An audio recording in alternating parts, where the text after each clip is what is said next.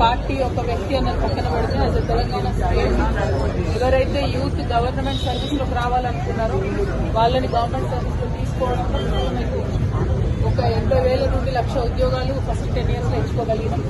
కొన్ని ఎగ్జామ్స్ దాకా వచ్చి పెండింగ్ అయిపోయినాయి. ఇంకా కొన్ని ఏమో ఘోరంగా ఫెయిల్ అయింది. అంతకుముందు టీఆర్ఎస్ గవర్నమెంట్ కొన్ని ఫెయిల్ అయింది. కాంగ్రెస్ గవర్నమెంట్ ఇంప్రూవ్ చేస్తామని చెప్పి వచ్చిన 2 years లో మేజర్ ప్రామిస్ కాంగ్రెస్ చెప్పింది మనకు job calendar.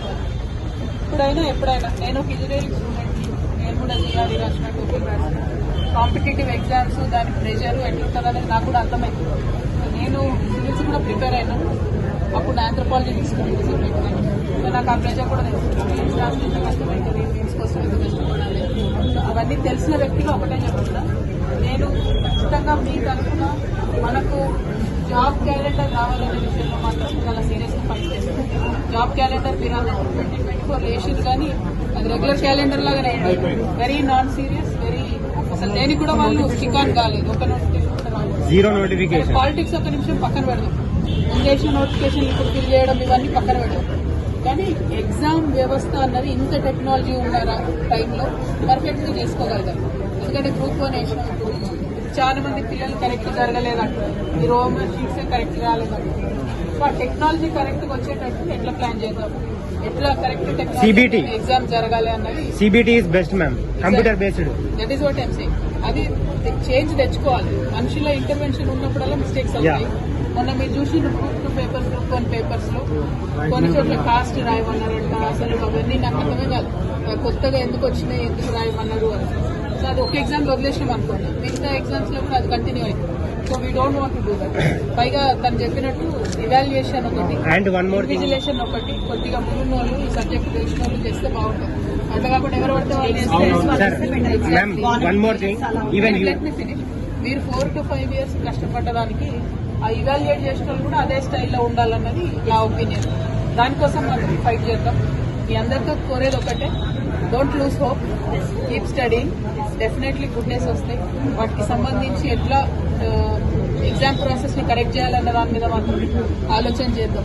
Even UPSC is conducting the exams but never the paper was leaked. These kind of things never will happen ma'am. But in TGPSC in every exam there is happening in every mistake. State boards లో అదే అవుతుంది brother. నేను అదే అంటున్నాను, మనం as దేశంగా ఆలోచించుకోవాలి. ప్రతి స్టేట్ బోర్డ్ ఎగ్జామ్స్ లో ఎక్కడో దగ్గర లీకేజ్ ఉంది. ఒక యూపీఎస్సీ మాత్రం మనం కంప్లైంట్ చేయలేకుండా ప్రాపర్ గా అవుతుంది. కానీ ఆ యూపీఎస్సీ లో నాకున్న కంప్లైంట్ ఏంటంటే రూల్ ఆఫ్ రిజర్వేషన్ ఫాలో అవుతుంది. ఇప్పటి వరకు కూడా యూపీఎస్సీలో ఫాలో అవుతుంది. సరే అది పక్కన పెడితే యాజ్ స్టేట్స్ మాత్రం మనం పర్ఫెక్ట్ గా యూపీఎస్సీ లెవెల్లో పోవాలి. మొన్న ఒక సజెషన్ వచ్చింది, మీరందరూ ఓకే అంటే చేయొచ్చు కానీ ఎగ్జామ్ టఫ్ అవుతుందేమో అని నేను డిమాండ్ చేయలేదు. No problem. సేమ్ యూపీఎస్సీ అన్ని స్టేట్స్ లో ఎగ్జామ్స్ కండక్ట్ చేస్తే ఎట్లుంటది? Better idea ma'am, best idea. Tough అవుతుందేమో అన్న భయంతో మాట్లాడలేదు. మిమ్మల్ని అడగకుండా ఎందుకు అడగాలి? బాగుంటుంది బాగుంటుంది మ్యామ్. ఇదైతే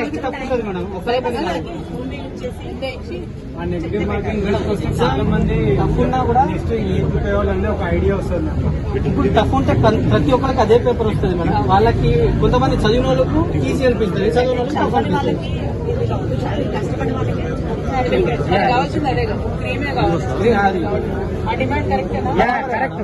యూపీఎస్సీ తరహా రావాలి.